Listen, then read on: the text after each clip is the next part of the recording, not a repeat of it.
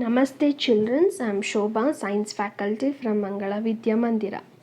Today let us move to the third part of the chapter Is Matter Around Us Pure? Before going for the new topic, let us have a recall on whatever the topics we have covered in the last video.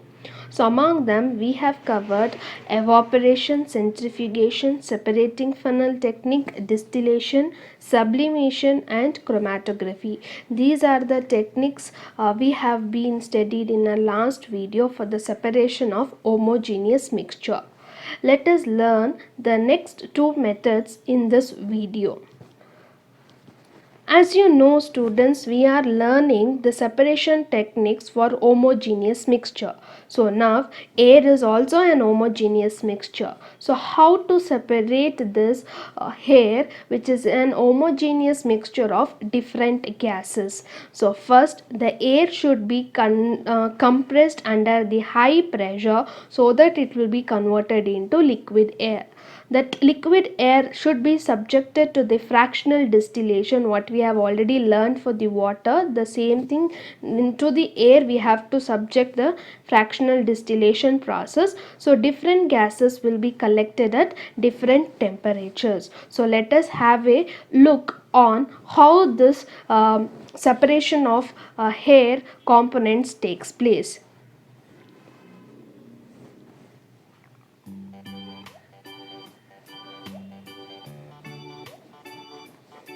Separation of components in air. Air is a mixture of several gases, and these can be separated by fractional distillation. This is brought about by compressing and cooling of air and allowing it to slowly warm up in a fractionating column.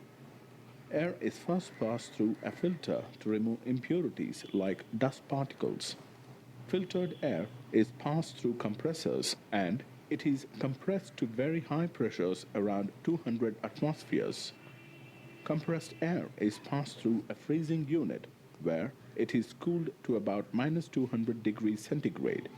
The cooled and compressed air passes through a separator when carbon dioxide gas solidifies and is separated as dry ice. The air which is now free from carbon dioxide is forced through an expansion jet where it liquefies. This liquid air is allowed to slowly warm up in a fractionating column.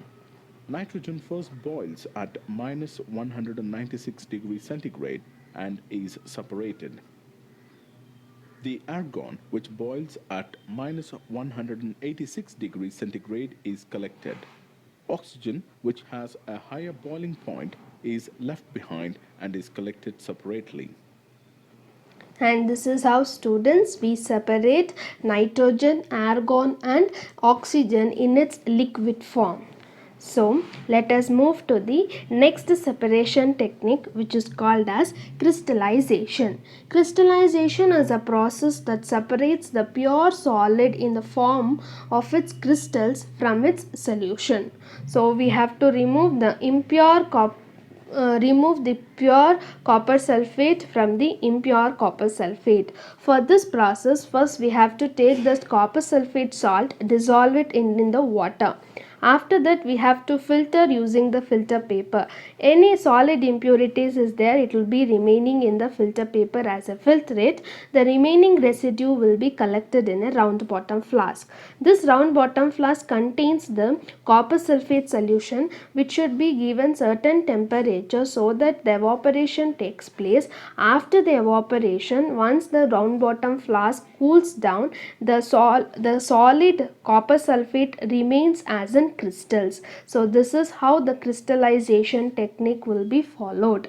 And simple example what I can give you is preparation of sugar syrup at home. The same process we follow in the crystallization also. So first we will take the sugar, then dissolve it in water, then use a filter to filter any solid impurities. Remaining sugar solution we will start providing it certain temperature. After getting some consistency, if you cool it, you will get the sugar crystals back. Exactly same as the crystallization. So, is this crystallization different from evaporation? Yes, totally it is different from evaporation. Why it has been different means In evaporation we are boiling the sample so that only the solid impurity solid substance remains back, but here it is remaining as a crystals, and it is more better than the evaporation process. How it is more better means, some solids will get burnt or it may get charred when it is been heated, like sugar. When it is been heated continuously, it may get charred, it gets burnt. That will not happen in the case of crystallization. Similarly, some samples will not get filtered properly when the filtration is done. For all those things, the crystallization technique is a very best method. And where do you use this crystallization process? We can use this crystallization process to obtain salt from the seawater. And also another one is separating the impure samples using alum in the water tanks. So you know water tanks are present in all areas. So in this water tank we will add this alum. This alum will get absorbed, coagulated with the solid impurities and remain settled at the bottom. Later on it will be chlorinated and it will be sent to our homes. So these are all the separation techniques which we had been learned from last video and this video.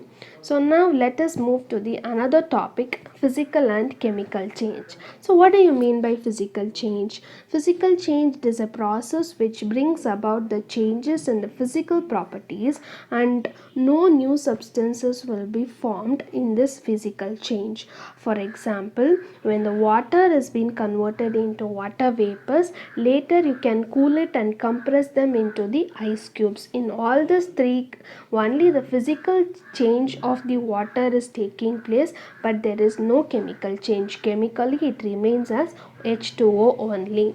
Then what is the chemical change? The chemical change, it is a process in which the new substances are being formed and there will be change in their chemical properties. For example, iron. Iron will get rusted and its chemically it will be changed.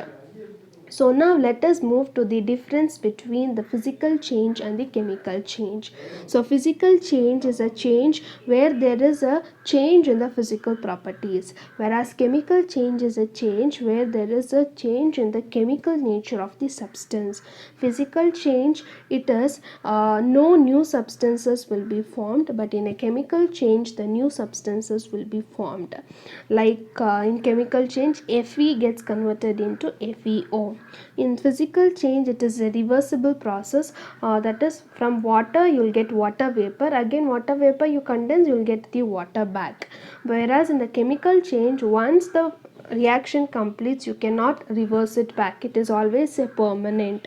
And no changes will be there in the chemical composition in the physical change, but there will be change in the chemical composition in the chemical change. So this is the difference between physical and chemical changes. Now let us go to the three different topics, that is metals, non-metals and metalloids. All this comes under the elements. So much detail you will be studying in your 10th standard. Here you will study the physical properties of metals, non-metals. In your next higher class you are going to study the chemical properties of metals and non-metals. So what are the physical properties? Always you know metals always have lustrous surface. Lustrous means they are shiny surface, and they will be always been silvery in color or gray in color or golden yellow in color, and they conduct heat and electricity. You know all metals conduct heat and electricity, and they are malleable and ductile. You know what is the malleability and ductility. If not, please go and refer our basic foundation class videos where I could have explained you malleability and ductility. And metals are sonorous. Sonorous means they make a particular sound when they are being hit. Just you hit an iron rod or iron sheet, you will get a so strong peculiar sound, that is called as sonorous. All metals make that sound, hence it is called sonorous. Examples of metals are like gold, silver and copper. Coming to non-metals, this non-metals do not have any shiny surface, and they will display different variety of colors. They are very poor conductor of heat and electricity, and they are not malleable and ductile, and they do not shine also, and they do not give any sound, so they are not sonorous. For example, the non-metals like carbon, oxygen, nitrogen, hydrogen, all this comes under non-metals.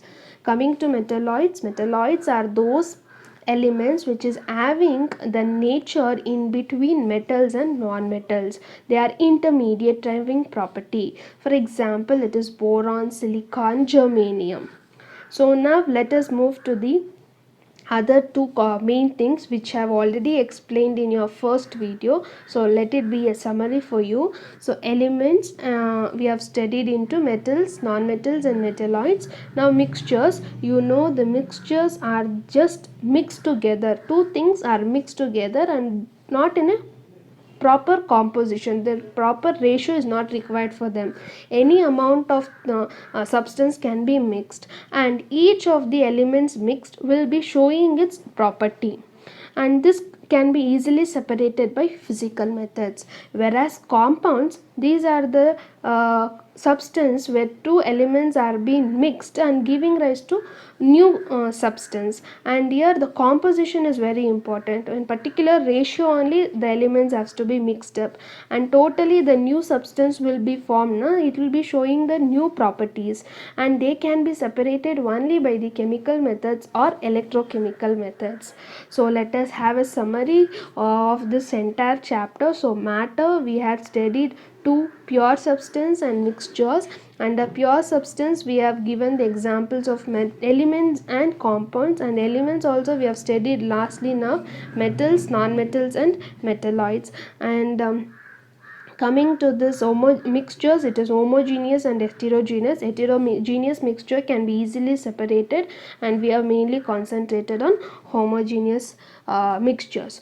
Hope students you have understood the chapters. Remember, some of the topics are being deleted from your syllabus, so I have done whatever it is there for you. So followed by you are having a note how to write the classwork. Since I have given the classwork, that is exercise questions which are there in your textbook, please note down all these questions and answers in your classwork. No need to submit them in the WhatsApp group. Only the activities or the assignments what I will be giving, you have to submit in the classwork. Thank you.